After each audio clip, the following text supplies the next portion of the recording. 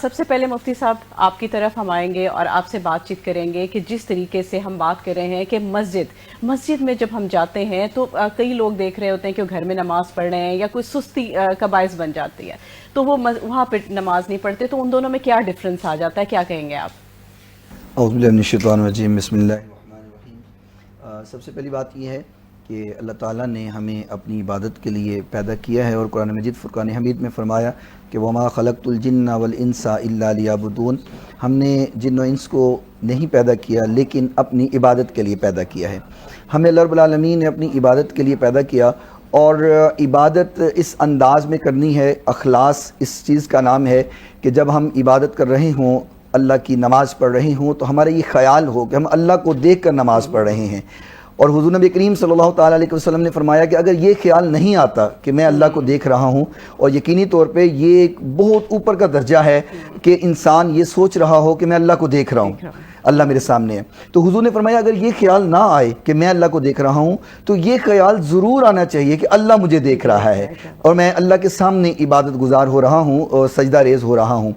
اور پھر مساجد جو تیار کی جاتی ہیں تاکہ وہاں پر اللہ کی عبادت کی جائے، جھکا جائے، اور سب سے پہلی بات یہ ہوتی ہے کہ ہم اگر گھر میں نماز ادا کر رہے ہیں تو عین ممکن ہے کہ جس جگہ پہ ہم نماز پڑھ رہے ہیں ہمیں علم نہیں ہے وہ جگہ پاک ہے یا نہیں ہے۔ گھروں میں بچے بھی ہوتے ہیں، بعض لوگوں نے جانور رکھے ہوتے ہیں، اور سم ٹائم ایسا ہو سکتا ہے کہ جہاں پہ ہم نماز ادا کر رہے ہیں وہاں کسی جانور نے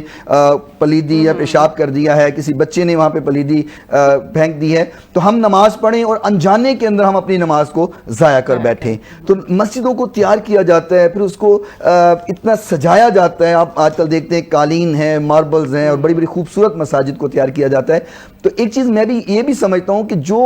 دل کو سکون اور قرار عبادت کر کے ہمیں مسجد میں ملتا ہے وہ گھر میں مل نہیں سکتا۔ ایسا ہوتا ہے کہ میں نماز ادا کر رہا ہوں، میں نے نماز شروع کی ہے، چھوٹے چھوٹے بچے شور کر رہے ہیں گھر کے اندر، خواتین اپنی گفتگو میں محو ہیں، اور کوئی آ رہا ہے کوئی جا رہا ہے، تو توجہ آپ کی ڈائیورٹ ہو جاتی ہے۔ چاہیے تو یہ کہ میں ایسی نماز پڑھوں خشوع و خضوع کے ساتھ کہ مجھے دنیا مافیا کی خبر ہی نہ ہو کہ دنیا میں ہو کیا رہا ہے، میں ایسی نماز ادا کروں، میرا دل لگ جائے اللہ کے ساتھ، اور میں ایسے الفاظ بول رہا ہوں کہ میں اللہ سے ملاقات کر رہا ہوں۔ اور حضور نبی کریم صلی اللہ تعالیٰ علیہ وسلم کا فرمان ذیشان ہے، فرمایا اگر تم یہ چاہتے ہو کہ تم اللہ سے باتیں کرو تو نماز پڑھا کرو،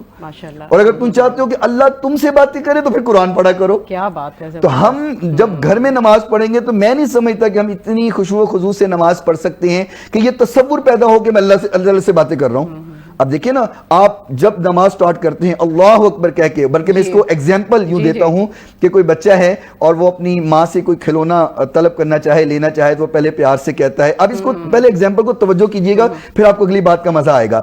ایک بچہ ہے، وہ پہلی ماں سے کہتا ہے کہ اماں میں نے یہ کھلونا لینا ہے، ماما میں نے کھلونا لینا ہے۔ ماں کہتی ہے میرے پاس پیسے نہیں ہیں، پھر لے دوں گی۔ بچہ تھوڑی سی ضد کرتا ہے کہ نہیں میں نے تو آج ہی کھلونا لینا ہے۔ ماں اس کو کہتی ہے نہیں بیٹا میرے پاس پیسے نہیں ہیں تو کل تمہیں لے دوں گی۔ پھر بچہ اور ضد میں جاتا ہے، تھوڑا سا رونے لگتا ہے، پھر کہتا ہے ماما آپ کتنی اچھی ہیں، مجھے کھلونا لے دینا۔ یہ انداز ہوتا ہے بچے کا کہ ماما آپ کتنی اچھی ہیں، کھلونا لے دینا، تعریف کرنے لگتا ہے۔ ماں پھر کہتی ہے میرے پاس نہیں ہے پیسے۔ پھر اگلا حربہ بچے کے پاس ہوتا ہے کہ وہ ماں کے قدموں میں گر جاتا ہے۔ بالکل ایسے ہی جب وہ بچہ ماں کے قدموں میں گر جائے تو پھر ماں کو پڑوسن سے ادھار پیسے لے کے بھی کھلونا لے کے دینا پڑے تو وہ لے کے دیتی ہے، کھلونا آ جاتا ہے۔ سیم اسی طریقے سے ہم اپنی نماز کی اگزامپل لیتے ہیں کہ ہم پہلے اللہ اکبر کہتے ہیں، اللہ تو بہت بڑا ہے، پھر ہم ثنا پڑھتے ہیں سبحانک اللہم و بحمدک، اللہ کی تعریفیں ہو رہی ہیں، پھر ہم سورہ فاتحہ پڑھتے ہیں الحمدللہ رب العالمین الرحمن الرحیم مالک یوم الدین، تعریفیں ہو رہی ہیں، دعائیں ہو رہی ہیں، پھر ہم رکوع میں جاتے ہیں سبحان ربی العظیم، اللہ تو کتنا عظیم ہے، سجدے میں جاتے ہیں سبحان ربی الاعلی، اللہ تو کتنا اعلیٰ ہے، اور پھر ہم